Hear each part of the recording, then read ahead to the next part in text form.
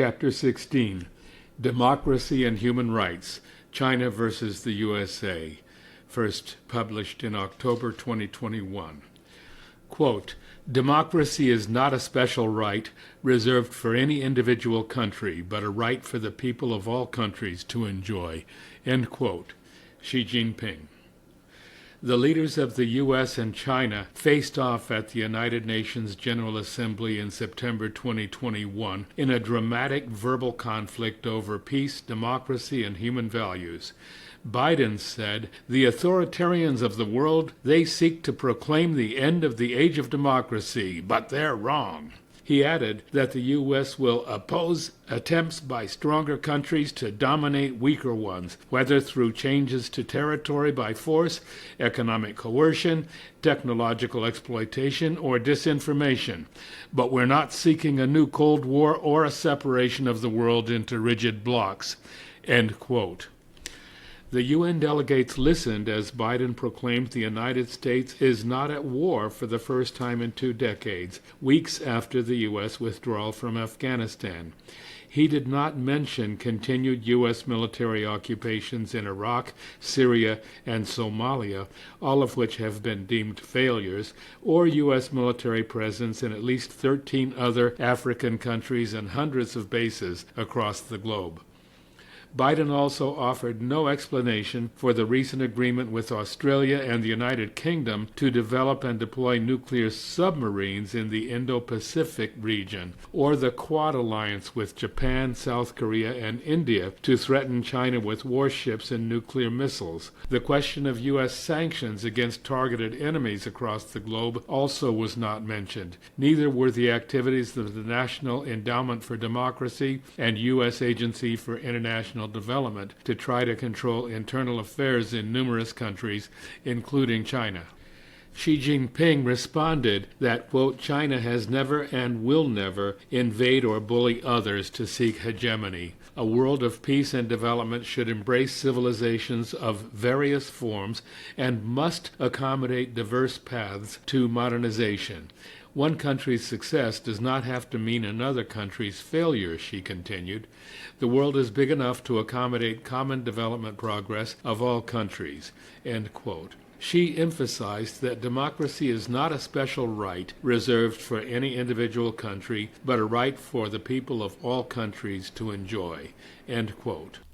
The U.S. president did not mention his difficulties getting bills through Congress to upgrade the country's infrastructure and provide improved basic services to people. Services like health care, child care, housing, and education, which are guaranteed in China, often free or at minimal cost. The Build Back Better bills are supported by a decisive majority of the U.S. population, but are fiercely opposed by recalcitrant right-wingers in Congress, along with moderate Democrats beholden to big oil and big pharma.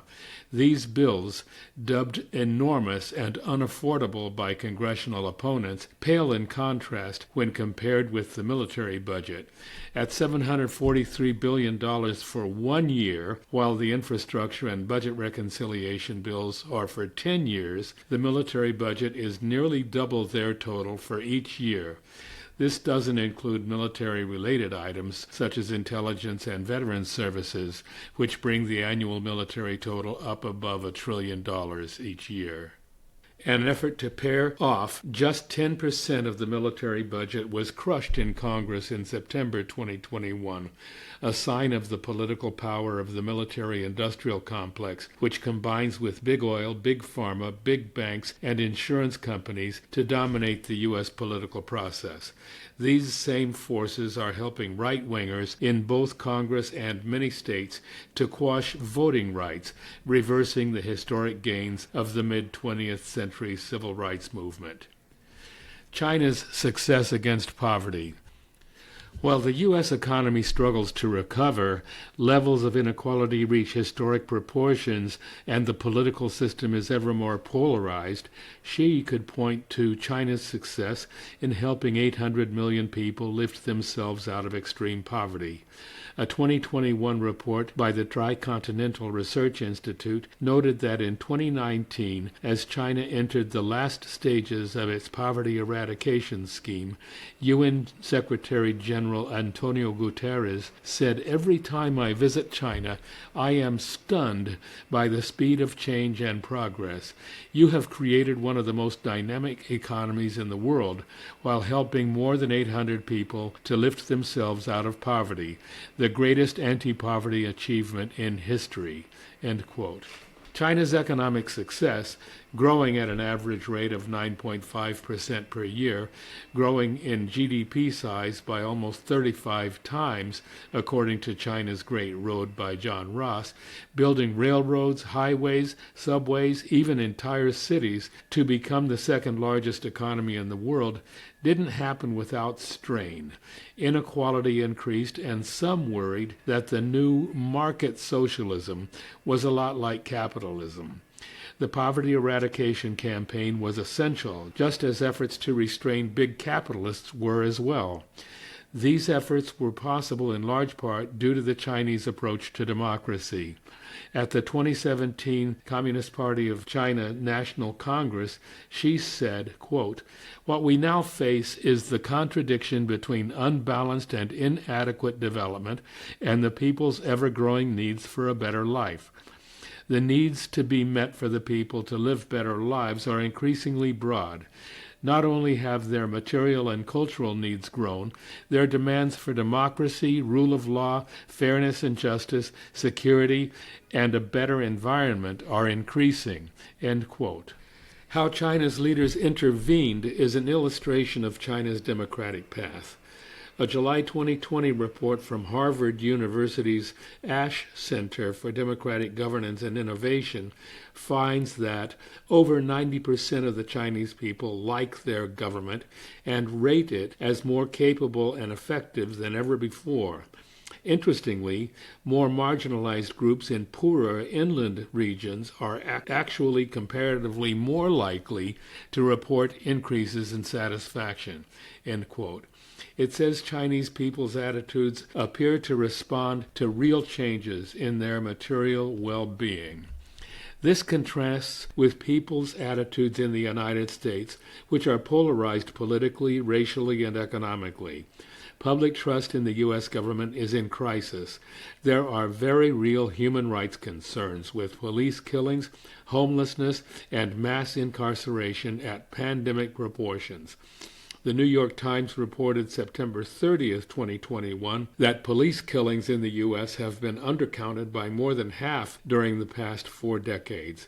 Of nearly 31,000 people killed by police during that period, more than 17,000 were unaccounted for in official statistics. Black people were 3.5 times as likely to be killed by the police as white people. Latinx and indigenous people also suffered higher rates of fatal police violence than white people. Chinese democracy. The Chinese Revolution itself was fundamentally democratic, abolishing feudalistic hierarchy and privilege, equalizing gender differences, and enabling poor workers and farmers to be involved in national administration. The Ash Center study includes an important essay, Democracy in China, Challenge or Opportunity, by Yu Keping, director of the China Center for Comparative Politics and Economics. Quote, "Western scholars use their democratic standards, such as a multi-party system, universal suffrage, and checks and balances, to evaluate Chinese political development and conclude that Chinese reform is more economic than political. This," he says, "is an unnecessary bias and misunderstanding." The basics of Chinese democracy are people's congresses at local, provincial, and national levels. A Global Times report on December 14, 2019, said according to the State Council, deputies to the People's Congress of Cities not divided into districts, municipal districts, counties, autonomous counties, townships, ethnic minority townships, and towns are elected directly by their constituencies. Deputies to the NPC, National People's Congress, and the People's Congresses of the provinces, autonomous regions, municipalities directly under the central government, cities divided into districts, and autonomous prefectures are elected by the People's Congresses at the next lower level. These elections are all competitive. There are also regular consultations between the government officials and the people at all levels. Key principles are people-oriented government, human rights, private property, rule of law, civil society, harmonious society, government innovation, and good governance, Yu Keping wrote. The Communist Party of China, CPC, is at the core of all this. Its 95 million members make it a preponderant factor in Chinese society. There are 8 non-communist political parties with which the CPC consults regularly. But the CPC members lead society. The guiding slogan is "Serve the People." The Tricontinental Report on the Poverty Eradication Campaign provides a good example. Quote, "The targeted phase of poverty alleviation required building relationships and trust between the party and the people in the countryside, as well as strengthening party organization at the grassroots level. Party secretaries were assigned to oversee the task of poverty alleviation across 5 levels of government, from the province, city, county, and township down to the village. 3 million carefully selected cadre were dispatched to poor villages, forming 255,000 teams that reside there. Living in humble conditions for generally 1 to 3 years at a time, the teams worked alongside poor peasants, local officials, and volunteers until each household was lifted out of poverty. In this process, many cadre were unable to return home to visit families for long stretches of time. Some fell ill in the harsh natural conditions of rural areas, and more than 1,800 party members and officials lost their lives in the fight against poverty. The first teams were dispatched in 2013. By 2015, all poor villages had a resident team, and every poor household had an assigned cadre to help in the process of lifting themselves out of poverty. At the end of 2020, the goal of eliminating extreme poverty was reached." End quote. The study says the cadre and officials who have mobilized in the countryside have been essential in building public support for and confidence in the party and the government. China's response to the pandemic. The government's effective response to the COVID-19 pandemic continued to build public support. Shortly after Wuhan emerged from the COVID-19 lockdown, York University professor Carrie Wu led a survey of 19,816 people across 31 provinces and administrative regions. Published in the May 5, 2021 Washington Post, the study found that 49% of respondents became more trusting of the government following its response to the pandemic, and overall trust increased to 98% at the national level and 91% at the township level. Quote, "The Chinese way of political development," Yu Keping says, "is extremely different from the Western democratic tradition. Consequently, it's almost dead-end to explain the Chinese way of democratic politics through using existing Western democratic theories. Democracy means government by the people," the professor says, "so the fundamental criteria to judge whether a country is a democracy or not is government's responsiveness to its citizens. As long as a country has formal institutions to guarantee that government policies can effectively reflect the public's opinions, that citizens can participate in political life, and the incumbent political regime has to respond to people's interests, it can be considered democratic regardless of the particular party systems, election procedures, or power separation mechanisms." End quote. Western claims discredited. Former U.S. Secretary of State Mike Pompeo admitted in 2019 that we lied, we cheated, we stole. It's part of the glory of the American experiment. Pompeo's claims that the Chinese Communist Party is the greatest danger to democracy in the world and that China is to blame for the COVID-19 pandemic have served to discredit the U.S. position rather than strengthen it. Biden, Secretary of State Blinken, and most in Congress, to their shame, are continuing Pompeo's infamous campaign.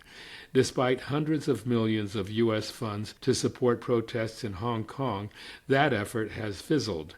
Hong Kong ranks in the top 3 on the 2020 Human Freedom Index published by the Fraser Institute, a Canadian think tank. The U.S. is in 17th place. Regarding claims of genocide in Xinjiang, Columbia University professor Jeffrey Sachs, a special advisor to the UN Secretary General, says the U.S. government has offered no proof, and unless it can, the State Department should withdraw the charge. Webinars sponsored by the U.S. anti-war group Code Pink have demolished U.S. anti-China claims. Using lies and false accusations, the U.S. has imposed sanctions and launched an international boycott of products made in Xinjiang. The main result has been to hurt the people of Xinjiang, but the smear campaign has also confused many progressives and so-called leftists in the U.S. who have fallen victim to the continued repetition of these lies in the mainstream media. China has answered the U.S. slander campaign with claims of its own. In late September 2021, it called on the UN Human Rights Council to, quote, work to eliminate the negative impacts of colonialism on people around the world. The statement, issued by 21 other countries, said economic exploitation, inequality, racism, violations of indigenous peoples' rights, modern slavery, armed conflicts, and damage to cultural heritage are among the legacies of colonial repression. In a separate statement, China called for nations that have conducted illegal military interventions to pay reparations. Without naming any states, he pointed out that such action had severe consequences for social and economic development. Quote, a democratic system is a marriage of universality and particularity, Professor Kaping says. We cannot make arbitrary conclusions that democracy is only one model merely based on the assumption that democracy is a universal value and has common features. The nature of democracy is government by the people or people become their own masters, which is reflected in a series of institutions and mechanisms that guarantee the citizens' democratic rights. Chinese democracy, growing out of Chinese tradition and society, will not only bring good fortune to the Chinese people, but also contribute greatly to the advancement of democratic theory and practice for all mankind. End quote.